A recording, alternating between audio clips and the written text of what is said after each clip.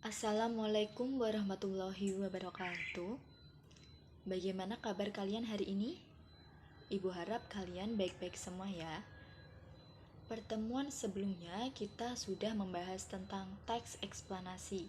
Pertemuan kali ini Ibu akan menjelaskan tentang mengelola informasi dalam ceramah. Nah, pernah nggak sih kalian itu mendengarkan ceramah? Tentu saja pernah kan ya?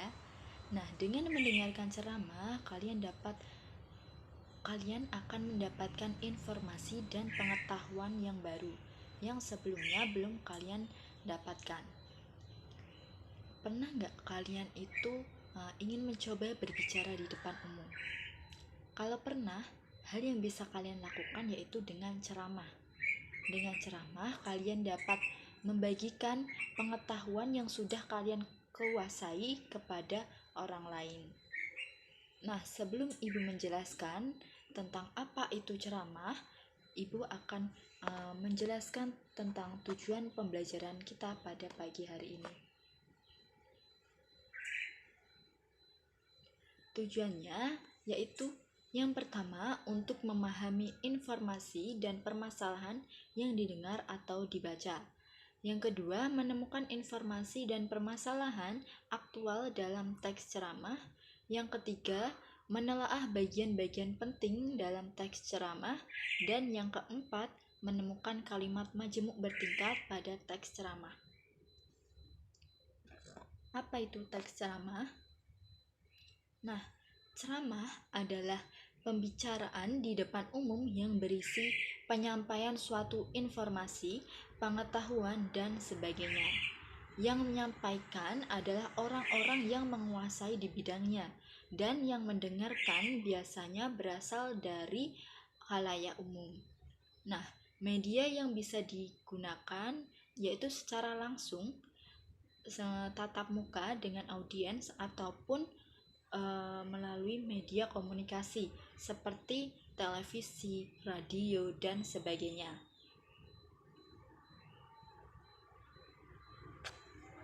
Nah, pastinya kita sering menganggap sama antara ceramah dan pidato, padahal kedua hal tersebut adalah berbeda. Nah, sekarang kita akan membahas dulu perbedaan pidato dan ceramah. Pidato adalah pembicaraan di depan umum yang cenderung bersifat persuasif, yakni berisi ajakan atau dorongan pada khalayak umum untuk melakukan sesuatu.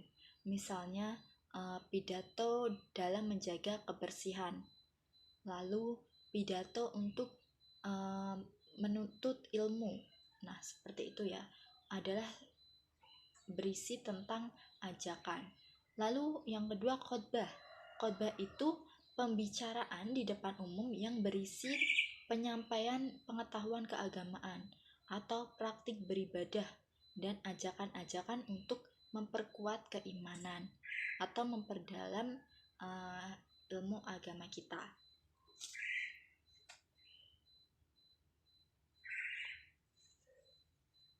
Nah, secara lebih jelasnya, perbedaan ceramah, pidato, dan khotbah adalah sebagai berikut. Bisa kita lihat dari segi bentuk komunikasi, topik pembicaraan, adanya interaksi, pendengar, tempat, dan juga waktu. Yang pertama, bentuk komunikasi. Ceramah ini bentuk komunikasinya dua arah. Adanya timbal balik antara pembicara dan audiens. Kalau pidato itu satu arah dan khotbah juga satu arah, yaitu hanya dari pembicaranya saja. Yang kedua adalah topik pembicaraan. Seringkali kita menganggap bahwa ceramah itu hanya berisi tentang topik keagamaan, padahal ceramah bisa menyangkut dengan topik umum dan keagamaan. Seperti saat guru menerangkan materi, itu adalah salah satu contoh ceramah. Nah, yang kedua yaitu pidato. Pidato ini berisi tentang topiknya, berisi umum ya, topiknya menyangkut hal-hal yang umum. Lalu khotbah. Kalau khotbah tentu saja tentang keagamaan. Yang ketiga adanya interaksi. Kalau ceramah tentu saja menimbulkan interaksi antara audiens dan pembicara. Kalau khotbah dan pidato tidak ada interaksi. Nah, yang keempat adalah pendengar. Ceramah itu biasanya berasal dari kalangan umum yang mendengarkannya. Bisa dari anak-anak, remaja, orang tua yang beragama Islam, Buddha, Kristen, dan sebagainya. Kalau pidato itu juga dari kalangan umum.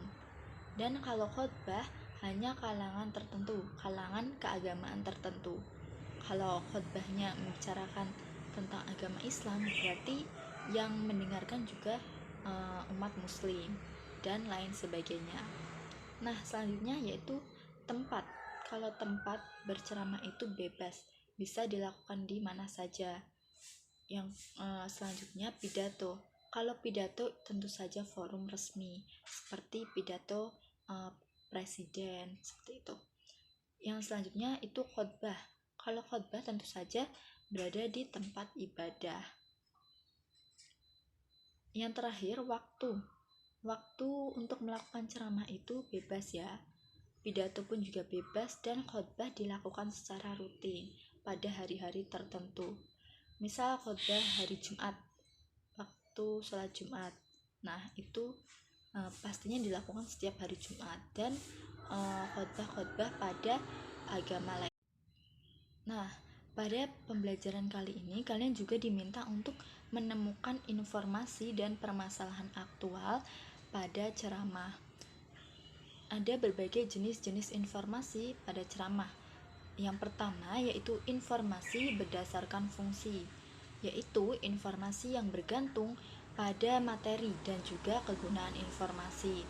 Nah, yang termasuk informasi jenis ini adalah informasi yang menambah pengetahuan, lalu informasi yang bersifat edukatif, dan informasi yang bersifat fiksional atau khayalan. Kalau yang bersifat fiksional itu misalnya cerita pendek, karikatur, dan sebagainya. Sedangkan yang bersifat edukatif itu misalnya teknik pembelajaran jitu seperti itu dan lain sebagainya. Nah, yang kedua yaitu informasi berdasarkan format penyajian. Informasi berdasarkan bentuk penyajian informasinya. Nah, biasanya di media massa itu dikenal sebagai bentuk penyajian, yaitu dalam bentuk tulisan, foto, video, kartun, dan sebagainya. Nah, dalam bentuk tulisan itu bisa kita temui seperti berita, artikel, karangan khas atau fitur, resensi, dan lain sebagainya. Nah, yang ketiga adalah informasi berdasarkan lokasi peristiwa, yaitu informasi berdasarkan tempat kejadian peristiwa berlangsung. Bisa saja di daerah, lalu nasional, maupun mancanegara. Yang keempat, ada informasi berdasarkan kehidupan, yaitu berdasarkan bidang-bidang kehidupan yang ada. Misalnya bidang apa saja?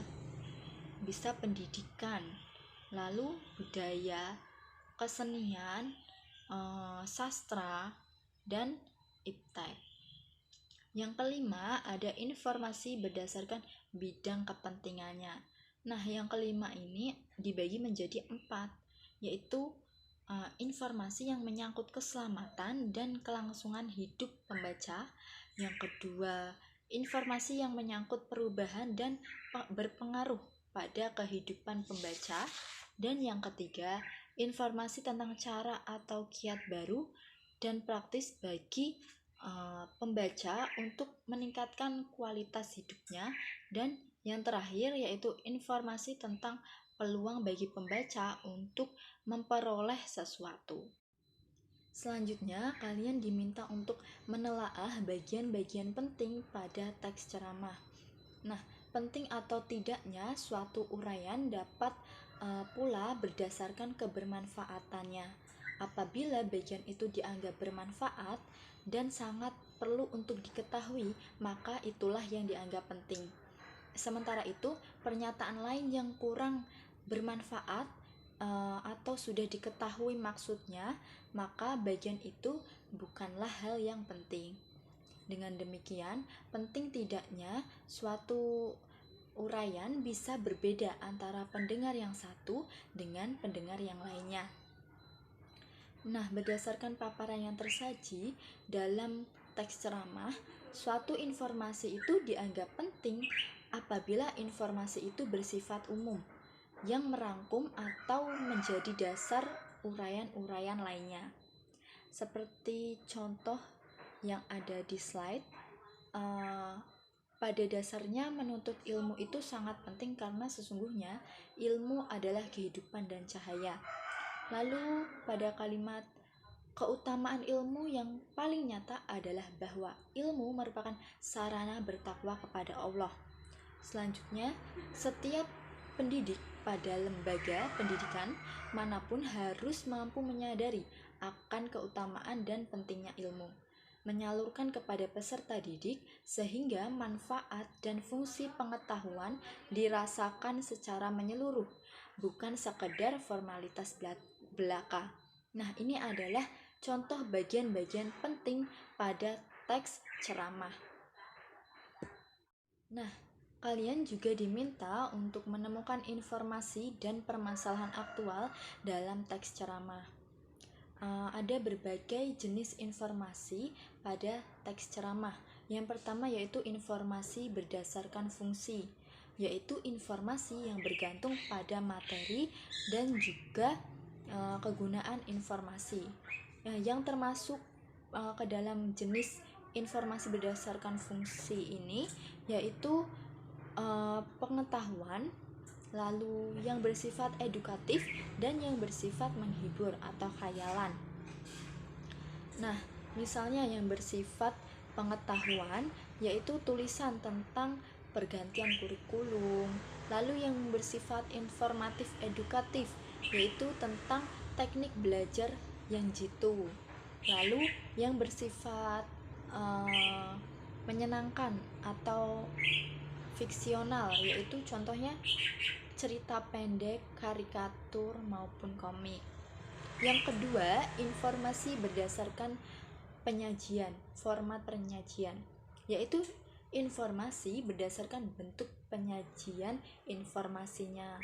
Nah, di media massa dikenal dengan berbagai bentuk penyajian, yaitu dalam bentuk tulisan, foto, karikatur, maupun lain sebagainya. Nah, dalam bentuk tulisan biasanya dikenal dalam bentuk berita, lalu artikel, lalu fitur atau karangan khas, resensi, kolom, dan karya fiksi. Yang ketiga, informasi berdasarkan lokasi peristiwa, yaitu informasi berdasarkan tempat kejadian peristiwa berlangsung, misalnya di daerah, nasional, lalu di mancanegara. Yang keempat, informasi berdasarkan bidang kehidupan. Nah, berdasarkan bidang-bidang kehidupan yang ada, apa saja? Yaitu bidang pendidikan, sastra, seni, iptek, lalu budaya, dan sebagainya. Yang kelima, berdasarkan bidang kepentingan. Nah, bidang kepentingan ini dibagi menjadi 4. Yang pertama adalah informasi yang menyangkut keselamatan atau kelangsungan hidup pembaca. Yang kedua, informasi yang menyangkut perubahan dan berpengaruh pada kehidupan pembaca. Nah, yang ketiga, informasi tentang cara atau kiat baru dan praktis bagi pembaca untuk meningkatkan kualitas hidupnya. Yang keempat yaitu informasi tentang peluang bagi pembaca untuk memperoleh sesuatu.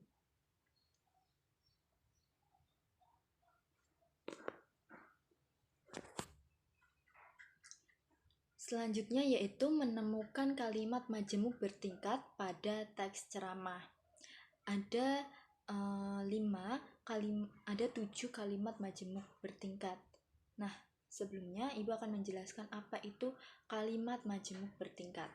Kalimat majemuk bertingkat adalah kalimat yang memiliki lebih dari satu klausa dan hubungan antara klausa tidak sederajat. Nah, salah satu unsur klausa yang ada menduduki induk kalimat dan yang unsur lainnya itu menduduki sebagai anak kalimat. Yang pertama yaitu kalimat majemuk hubungan akibat. Ditandai dengan kata penghubung sehingga, sampai-sampai, dan maka. Contohnya, ia terlalu bekerja keras sehingga jatuh sakit. Nah, akibat dari ia terlalu bekerja keras itu ya jatuh sakit, seperti itu. Yang kedua, kalimat majemuk hubungan cara. Ditandai kata penghubung dengan. Contohnya, dengan cara menggendongnya, anak itu ia bawa ke rumah orang tuanya.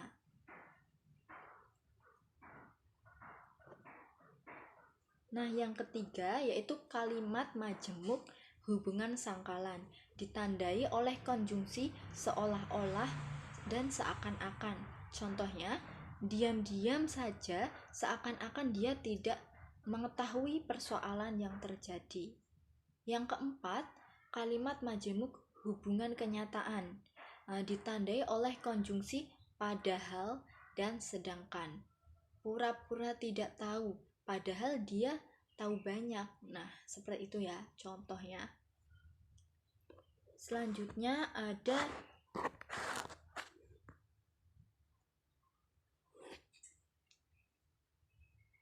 Selanjutnya yang kelima, kalimat majemuk hasil.